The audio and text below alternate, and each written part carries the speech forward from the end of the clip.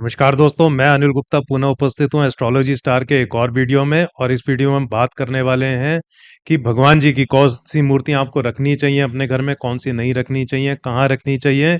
इस वीडियो में बहुत सारे मिथ का बस्ट होने वाला है, बहुत सारी आपके कन्फ्यूजन दूर होने वाले हैं, क्योंकि हमारे पास बहुत सारे मैसेजेस आते हैं कि हमें बता दीजिए कि कौन सी मूर्ति नहीं रखनी, कौन सी रखनी है, कहाँ रखनी है। तो शुरू करते हैं। हमारे शास्त्रों में क्लियर कट उल्लेख है कि कौन सी मूर्ति रखनी है, कैसे नहीं रखनी है, कहाँ पे नहीं रखनी है। और ये सारी जानकारी अलग अलग जगह है। कोई चीज पुराणों में मेंशन है तो कोई वेदों में मेंशन है, कोई उपनिषद से आती है, कोई रामायण महाभारत श्रीमद् भागवत से निकल के आती है। तो इसका कहीं एक जगह संकलन नहीं है, परंतु जो विद्वान लोग हैं जिन्होंने इन ग्रंथों को पढ़ा है, इन ग्रंथों से इन्होंने ये चीजें निकाली हैं कि घर में किस तरह की पूजा व्यवस्था होनी चाहिए। घर में भगवान जी की मूर्ति जरूर होनी चाहिए। जिन भगवानों में आपकी आस्था है वो जरूर होने चाहिए। ये मूर्तियां अगर आप रखते हैं तो नकारात्मक ऊर्जाओं का नाश होता है, सकारात्मकता बढ़ती है, खुशहाली बढ़ती है, सुख समृद्धि आती है, दरिद्रता का नाश होता है और पाप का नाश होके आपके पुण्य फल भी बढ़ते हैं, ऐसा लिखा गया हमारे शास्त्रों में। सबसे पहले कुछ ब्रॉड नियम बता देता हूं जो कि कॉमन सेंस भी है। जैसे आपको खंडित मूर्ति नहीं रखनी है। कोई भी मूर्ति का अगर कोई थोड़ा सा भी चिप ऑफ हो गया, पेंट उतर गया है, या कहीं से कोना टूट गया है, या कहीं कोई भी डिफॉर्मिटी आ गई है, तुरंत उस मूर्ति को आप या तो जल प्रवाह कर दें, या फिर मिट्टी में दफन कर दें, या कहीं भी पवित्र जगह रख दें, किसी मंदिर में, किसी नदी किनारे कहीं पर रख दें, और उस मूर्ति को आप रिप्लेस कर दें, मतलब उसकी जगह लगभग सेम टाइप की दूसरी मूर्ति ले आए। दूसरा नियम है कि आपको अपना मंदिर की जो व्यवस्था है, जो मूर्तियों का आपको रखने का जो स्थान है, वो सबसे अच्छा स्थान होता है उत्तर पूर्व, या फिर उत्तर दिशा, या फिर पूर्व दिशा, या पश्चिम दिशा में भी इवन रखी जा सकती है। ये सबसे उपयुक्त दिशाएं हैं कोई भी मूर्तियां रखने के लिए। तीसरा नियम है कि मूर्तियां हमेशा खुशी वाले भाव की होनी चाहिए। जो भी आप देवी देवताओं भगवानों की मूर्तियां रख रहे हैं, उनके चेहरे पे स्माइल होनी चाहिए।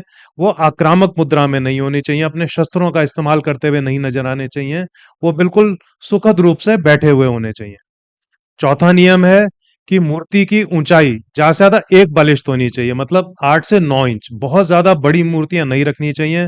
हमने देखा है अपनी वास्तु विजिट के दौरान कि कई लोग बहुत बड़ी बड़ी ह्यूज भगवानों की मूर्तियां रख लेते हैं।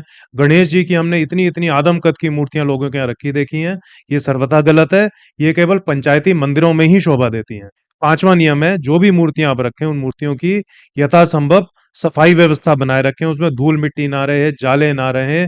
कोई अगर पूजा के समय कोई रौली मौली लग गई है, कोई चावल लग गए हैं, तो उनको आप साफ करते रहें, गंदगी ना जमा होने पाए। छठा और इम्पोर्टेंट नियम यह है कि आपको इन मूर्तियों की पूजा अर्चना पर भी ध्यान देना है।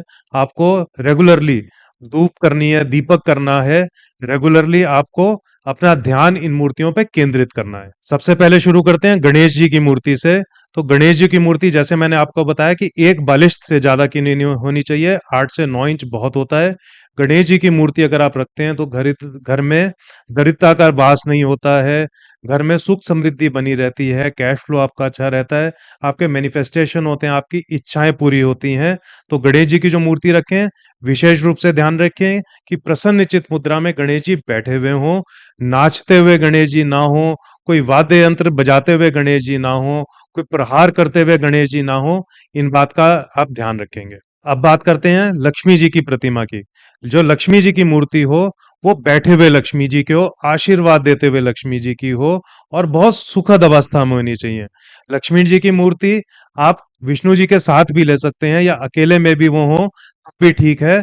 और लक्ष्मी जी की मूर्ति रखने से भी दरिद्रता का नाश होता है, सुख समृद्धि आती है, आपके बिजनेस में सक्सेस आता है, आपके कैश फ्लो में इंप्रूवमेंट आता है। तो बहुत इंपॉर्टेंट मूर्ति है लक्ष्मी जी की, जरूर होनी चाहिए घर में।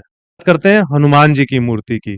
तो ये ध्यान रखें कि हनुमान जी की भी बैठे हुए और बड़ी सुखद अवस्था में मूर्ति होनी चाहिए। ऐसा ना हो कि उनकी आक्रामक मूर्ति हो, या फिर वो कोई प्रहार कर रहे हो, आक्रमण कर रहे हो, कोई ऐसी मूर्ति नहीं होनी चाहिए।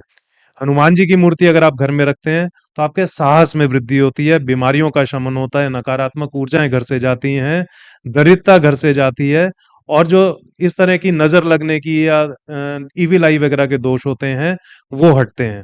हनुमान जी की मूर्ति भी आप एक ही रखें घर में, और आप राम दरबार की मूर्ति भी रख सकते हैं। उससे परस्पर स्नेह बनता है परिवारजनों में, परस्पर घर में शांति बनी रहती है। राम दरबार भी एक ही रखें एक घर में, एक से ज्यादा हनुमान जी की मूर्ति भी नहीं होनी चाहिए। और हनुमान जी की मूर्ति के साथ ये भी आप ध्यान रखें कि अपने बेडरूम में बिल्कुल नहीं होनी चाहिए। वैसे तो बेडरूम में मंदिर सर्वथा वर्जित है, परंतु हनुमान जी की मूर्ति तो आपके बेडरूम में बिल्कुल भी नहीं होनी चाहिए। अब बात करते हैं शिवलिंग की। तो एक छोटा शिवलिंग आप रख सकते हैं, वो चाहे स्फटिक का यानी क्रिस्टल का शिवलिंग हो, भारत का भी रख सकते हैं, किसी पत्थर का भी, जैसे नर्मदा नदी से जो निकलते हैं वो वाला शिवलिंग भी आप रख सकते हैं, या फिर जो भी शिवलिंग आपको पसंद आए, वो मेटल का भी हो सकता है, रख सकते हैं। छोटे साइज का रखें और एक रखें, एक से ज्यादा शिवलिंग ना रखें आप। और आप शिवलिंग के साथ एक शिव परिवार भी रख सकते हैं, जिसमें शिव जी, पार्वती जी, गणेश जी। और बात करते हैं ब्रह्मा जी की मूर्ति की। ब्रह्मा जी की मूर्ति सर्वथा वर्जित है, घर में रखना अवॉइड करें। वो केवल मंदिरों में ही शोभा देती है। वैसे ब्रह्मा जी का मात्र एक मंदिर है, वो है पुष्कर जी में। आप घर में राधा कृष्ण जी की भी एक फोटो रख सकते हैं, और वो भी घर में परस्पर प्रेम को बढ़ाती है, घर में शांति व्यवस्था बनाए रखती है, और आपको आशीर्वाद मिलता है भगवान कृष्ण और राधा जी का। तो भगवान कृष्ण और राधा जी खड़े हुए अवस्था में भी हो सकते हैं, बैठे भी हो सकते हैं, और वो सुखद होने चाहिए। देखने में आपको पॉजिटिव फीलिंग आनी चाहिए। लोगों को एक और कंफ्यूजन होता है, वो है अपने मृत परिजनों के बारे में, अपने पूर्वजों के बारे में। तो बिल्कुल अवॉइड करें कि इन भगवानों की मूर्तियों के साथ आप अपने परिजनों की फोटो इत्यादि ना लगाएं, अन्यथा आपको बुरे परिणाम मिल सकते हैं। क्योंकि ये जो आत्माएं जा चुकी हैं, इनकी फोटोएं अगर हम नॉर्मल मंदिर में रखते हैं, भगवान जी की मूर्तियों के साथ रखते हैं, तो वो अनिष्टकारी होता है। उसको सर्वथा अवॉइड करिए आप। एक बात का और ध्यान रखिए कि आपने ग्रहों की फोटो नहीं लगानी है। राहु, केतु, शनिदेव की फोटो बिल्कुल नहीं लगानी है। और इस तरह की फोटो नहीं लगानी जो तंत्र इत्यादि में प्रयोग होती हैं, जैसे कि काली देवी की मूर्ति या भैरव की मूर्ति। ये बिल्कुल अपने घर में स्थापित नहीं करनी है। इससे कई बार अर्थ का अनर्थ हो जाता है, नकारात्मक ऊर्जाएं उपस्थित हो जाती हैं। तो दोस्तों, उम्मीद है कि ये जानकारी आपके काम आएगी। इस वीडियो को लाइक जरूर करें, शेयर जरूर करें, हमारे चैनल को सब्सक्राइब जरूर करें, और आपके मन में कोई प्रश्न है तो आप कमेंट बॉक्स में जरूर पूछें।